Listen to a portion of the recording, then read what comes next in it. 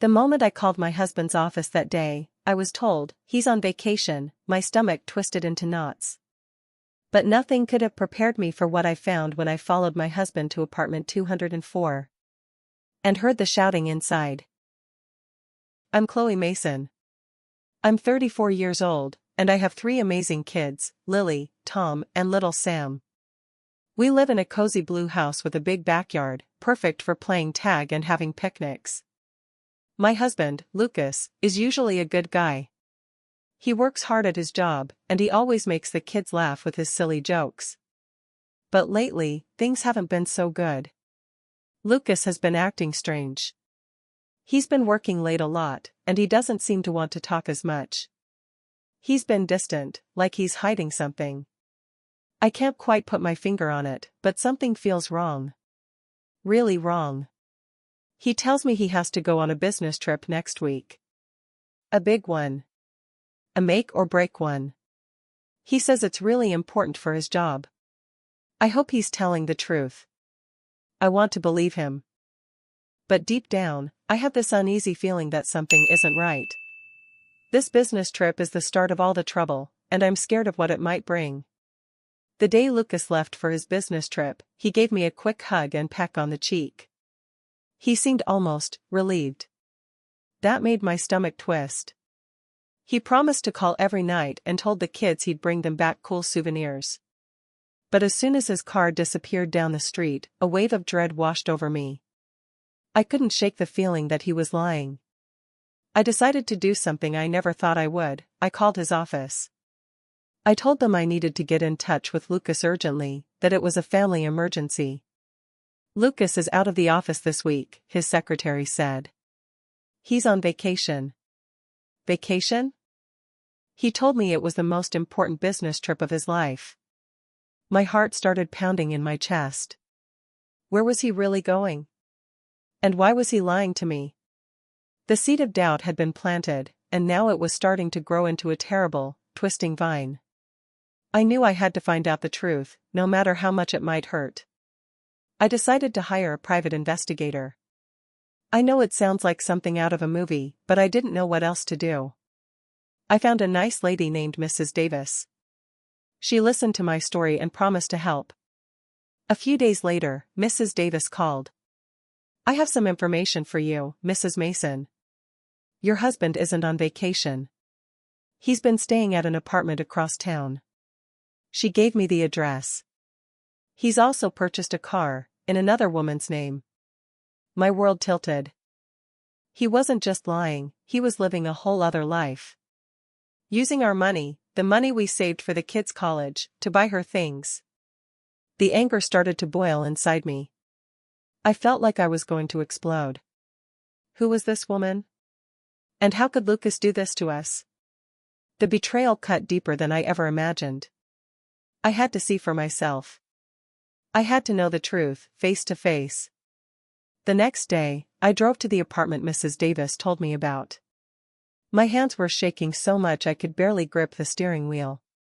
I parked down the street and walked towards the building, trying to stay calm. As I got closer, I saw Lucas's car parked out front. My heart sank. This was really happening. I took a deep breath and walked up to the door, number 204. I could hear voices inside, a woman's voice and Lucas's. But then, I heard another voice, a man's voice, shouting. It sounded angry. Really angry. Suddenly, the door burst open, and a young man stormed out, yelling something I couldn't understand. He was furious. That's when I realized something even crazier. Lucas wasn't just cheating on me, he was being cheated on, too. This woman had another boyfriend. This was getting more and more unbelievable. What a mess. I stood frozen on the sidewalk as the young man stormed off. Then, I heard shouting from inside the apartment.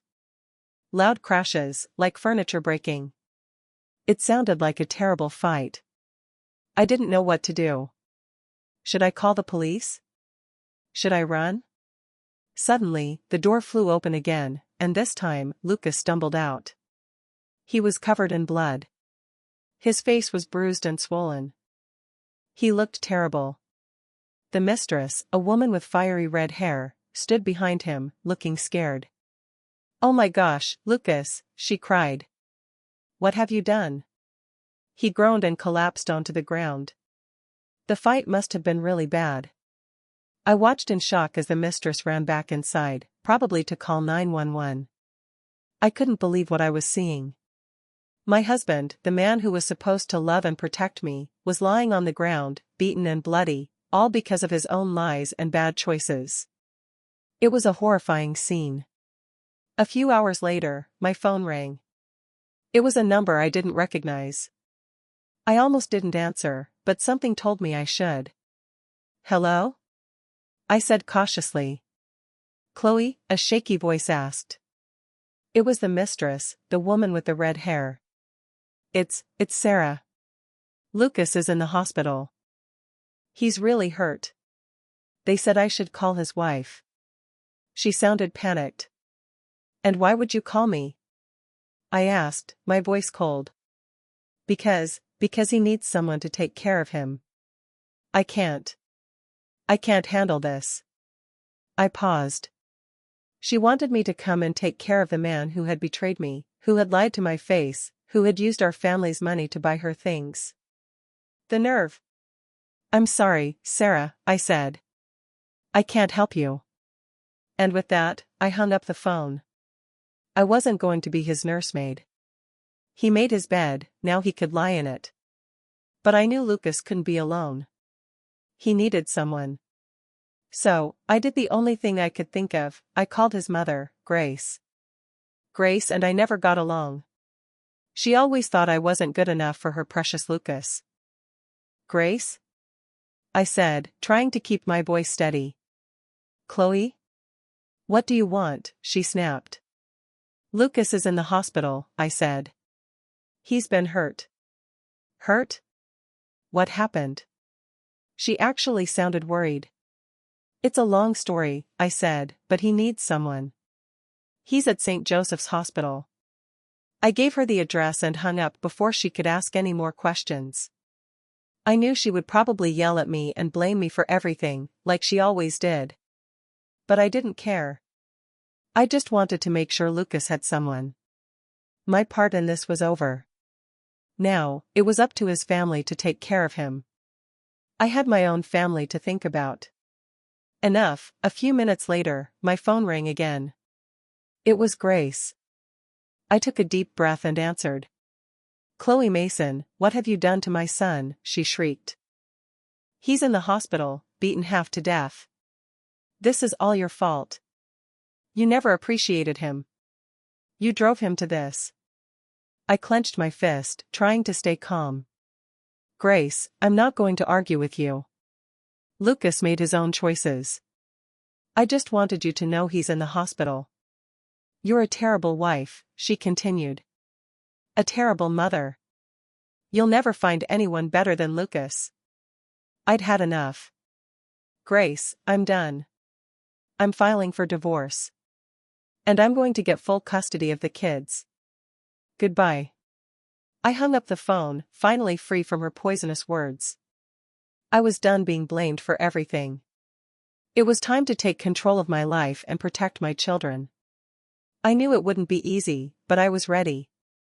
The next few weeks were a blur of legal papers, meetings with lawyers, and trying to explain to my children why Daddy wouldn't be coming home.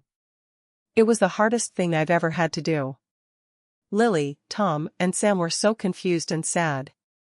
I held them close and promised them that no matter what, I would always be there for them.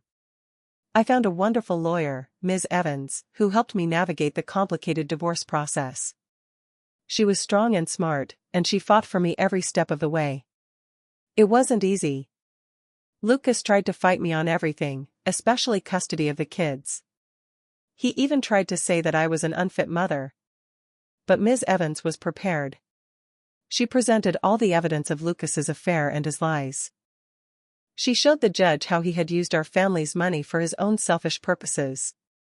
I was determined to protect my children from Lucas's bad choices.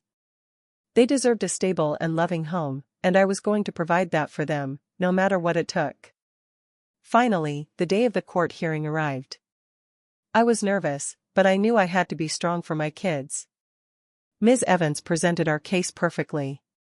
She showed the judge all the evidence, and she spoke with passion about how much I loved my children and how dedicated I was to their well-being. Lucas's lawyer tried to argue that he was a good father, but the judge wasn't convinced. He saw through Lucas's lies and manipulation. And then, the judge made his decision. He awarded me full custody of Lily, Tom, and Sam. I could barely contain my relief. I had won. I hugged Ms. Evans tightly, tears streaming down my face. "Thank you," I whispered. "Thank you for everything." Leaving the courthouse that day, I felt like a huge weight had been lifted off my shoulders. My children were safe. They were with me. And we were going to be okay. We were going to start a new chapter, a better chapter, together. It wasn't easy, starting over. We had to move to a smaller house, and I had to find a new job. But we were together, and that's all that mattered. I found a job at the local library, which was perfect. I loved being around books, and it gave me a chance to spend more time with my kids. Lily, Tom, and Sam started making new friends, and they seemed happier than they had been in a long time. I started taking a pottery class at the community center. It was something I had always wanted to do, and it was a great way to relax and express myself. I met some wonderful people in the class, and we formed a little support group. Lucas tried to contact me a few times, but I refused to talk to him. I had forgiven him, but I couldn't forget what he had done. It was time for me to move on and create a new life for myself and my children, a life filled with love, laughter, and happiness. And I was finally ready to do it. Before all this, before the lies and the betrayal, there was a time when Lucas and I were truly happy. I remember the day we met like it was yesterday. I was working at a coffee shop, and he came in wearing a silly hat and a big smile. He ordered a latte and tripped over his own feet, spilling coffee all over himself. I laughed, and he blushed. We started talking, and I quickly realized he was funny, kind, and smart. He asked me out on a date, and I said yes without hesitation. Our first date was at the park. We walked around, talked for hours, and shared an ice cream cone. It was perfect. We fell in love quickly and deeply. Everything felt easy and natural with him. We got married a year later in a small ceremony surrounded by our family and friends. It was the happiest day of my life. We danced the night away, promising each other forever. I truly believed that we would be together always. It's hard to believe how much things can change. Then came Lily, our firstborn. Holding her in my arms for the first time was the most incredible feeling I had ever experienced. Lucas and I were so in love with her. We spent hours just staring at her, marveling at her tiny fingers and toes. Tom followed 2 years later, a rambunctious little boy who loved to climb and explore.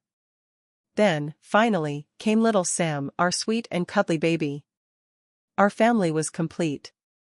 Those early years of parenthood were filled with sleepless nights, messy diapers, and endless amounts of love. We laughed a lot, we cried a little, and we grew closer as a family. We built sandcastles at the beach, we went on hikes in the woods, and we read bedtime stories every night. Those are the memories I hold close to my heart. Those are the memories I'm fighting to protect. My children are my world. They are the reason I get up every morning, and they are the reason I will never give up. I will do anything to make sure they are safe, happy, and loved. That's what mothers do. But somewhere along the way, things started to change.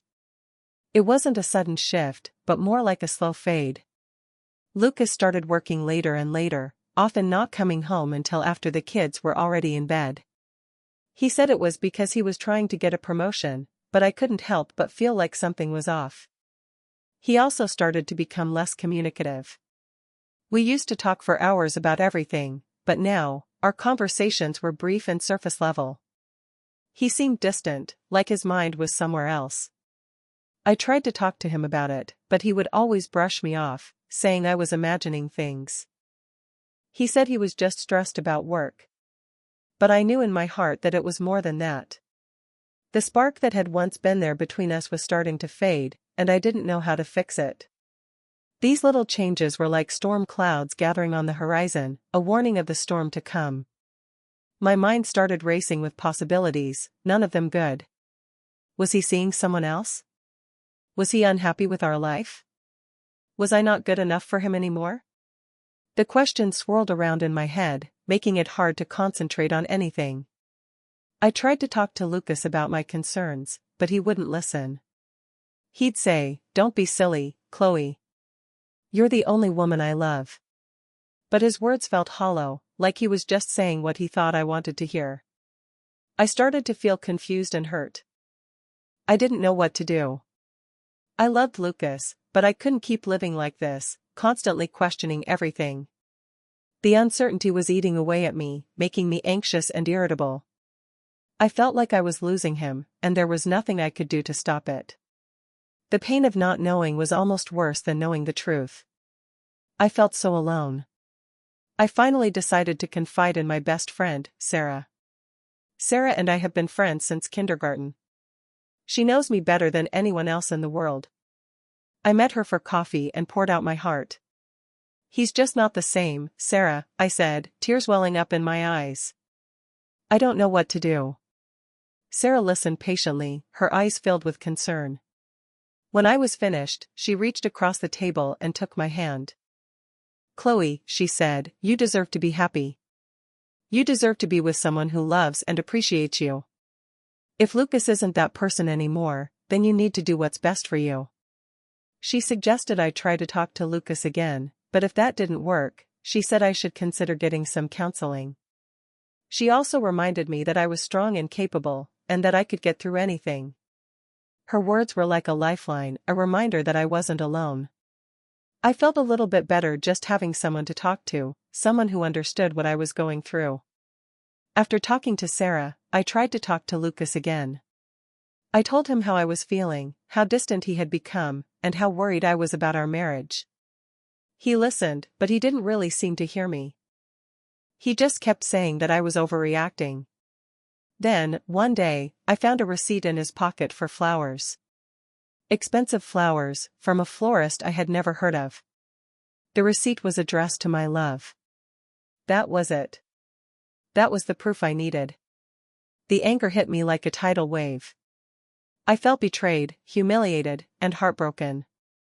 How could he do this to me? How could he do this to our family? All the doubts and suspicions I had been trying to ignore came crashing down on me. I knew then that our marriage was over. There was no going back. The pain was almost unbearable. It felt like my heart was breaking into a million pieces. I wanted to scream, to cry, to lash out. But most of all, I wanted to understand. But even with all the anger and pain, a part of me still hesitated. Should I really throw away our marriage? Should I break up our family? What would it do to the kids? They loved Lucas so much. I spent sleepless nights wrestling with the decision. I knew that staying would mean living a lie, constantly wondering where Lucas was and who he was with. It would mean teaching my children that it's okay to stay in a relationship where you're not valued or respected. But leaving would mean uprooting their lives, moving to a new house, and having their parents live apart. It would mean less money and more stress. Ultimately, it was my love for my children that helped me make my decision. I knew that staying in a loveless marriage would eventually poison our home. I wanted them to grow up in a place filled with love and honesty, even if it meant that their family looked a little different. I decided that their happiness was worth more than anything else. I had to be strong for them. I had to leave. Once I made the decision to leave, I knew I needed to gather as much information as possible before confronting Lucas. I needed to be prepared. So, I started making a plan. First, I decided to call his office, pretending to be a client needing to confirm his travel dates. That's how I found out he was on vacation, not a business trip. Then, I decided to check our bank statements. I noticed several large withdrawals that I didn't recognize. That's when I realized he was using our money to support his affair. Finally, I did something I'm not proud of. I looked through his phone while he was sleeping. That's when I found the text messages between him and the other woman. They were filled with love and promises, promises he had made to me just a few years before. Gathering all this evidence was painful, but it was necessary. I needed to know the full extent of his betrayal so I could protect myself and my children. I needed to be ready for anything he might throw at me. I felt like a detective gathering clues, preparing to solve the biggest case of my life. My own. When Lucas got home that evening, I was waiting for him. I had all the evidence laid out on the kitchen table, the phone bill, the bank statements, the flour receipt, everything. He walked in, looking tired and stressed, and tried to give me a hug. I stepped back. "We need to talk," I said, my voice cold. I pointed to the evidence on the table. "What is this, Lucas?" He paled. He tried to deny it at first, saying it was all a misunderstanding. But I wasn't buying it. I showed him the text messages. I told him about the large withdrawals. I confronted him with everything I knew. Finally, he broke down. He admitted everything. He said he was sorry, that it was a mistake, that he still loved me. But his words meant nothing to me anymore. The trust was gone, shattered into a million pieces. He tried to make excuses, blaming his job, his stress, anything but himself. But I wasn't listening. I was done. After Lucas admitted everything, I didn't yell, I didn't scream, I didn't even cry. I just felt numb. It was like all the air had been sucked out of the room. But as the days went by, the emotions started to surface. First came the sadness, a deep, aching sadness for the life we had lost, for the dreams that would never come true. I mourned the man I thought Lucas was, the man I had loved and trusted. Then came the anger, a burning rage that consumed me. I was angry at Lucas for betraying me, for lying to me, for disrespecting our marriage. I was angry at myself for being so blind, for not seeing the signs sooner. But beneath the sadness and the anger, there was something else, resolve. A quiet determination to move on, to rebuild my life, to create a better future for myself and my children. I knew it wouldn't be easy, but I was ready. I was stronger than I thought. I would survive this. I would thrive. I would not let his betrayal define me. I would define myself. In the days and weeks that followed, I spent a lot of time reflecting on our marriage. I thought about the good times, the bad times, and everything in between. I realized that even before the affair, things hadn't been right for a long time. I had spent so many years putting Lucas's needs before my own. I had sacrificed my dreams and ambitions to support his career. I had become so focused on being a wife and a mother that I had forgotten who I was as an individual. I realized that I deserved better. I deserved to be with someone who loved me unconditionally, who respected me, and who valued my happiness. I deserved to be with someone who would never betray me. I also realized that I was worthy of love and happiness. I was strong, I was intelligent, and I was capable of achieving anything I set my mind to. I was more than just a wife and a mother. I was Chloe Mason, and I deserved to be happy. This realization gave me the strength to move forward. I knew I could create a better life for myself and my children, a life filled with love, laughter, and joy. A life where I was valued and respected. Throughout all the turmoil, my primary focus was on my children. I knew they were hurting, confused, and scared. I did everything I could to make them feel safe and loved. I spent extra time with each of them, listening to their concerns, answering their questions, and reassuring them that everything would be okay. I made sure they knew that even though our family was changing, my love for them would never change. We had lots of movie nights, game nights, and cuddle sessions. I cooked their favorite meals, read them bedtime stories, and tucked them in every night with a hug and a kiss.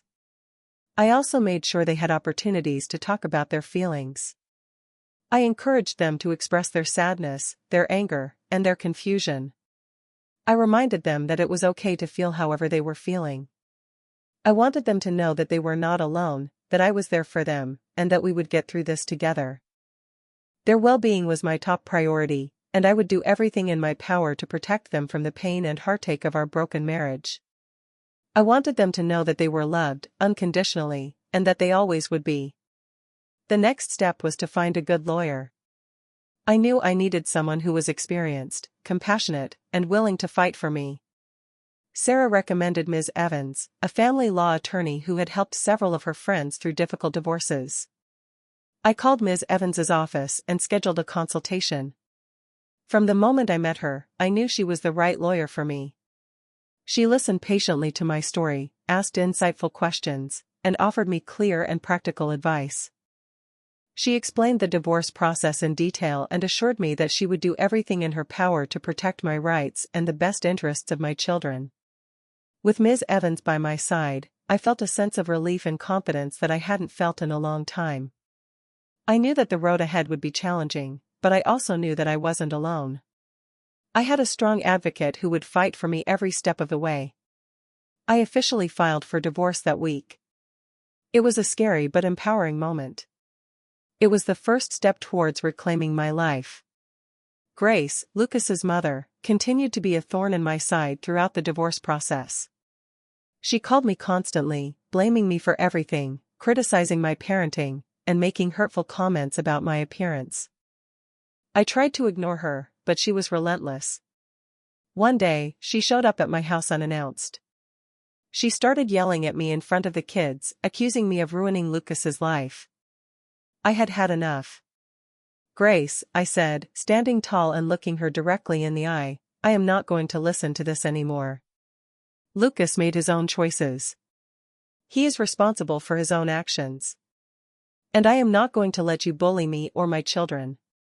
I continued, "This is my house, and you are not welcome here. Please leave." Grace was shocked. She had never seen me stand up to her like that before. She sputtered and stammered for a moment, then turned and stormed off. That was the last time I let Grace control me.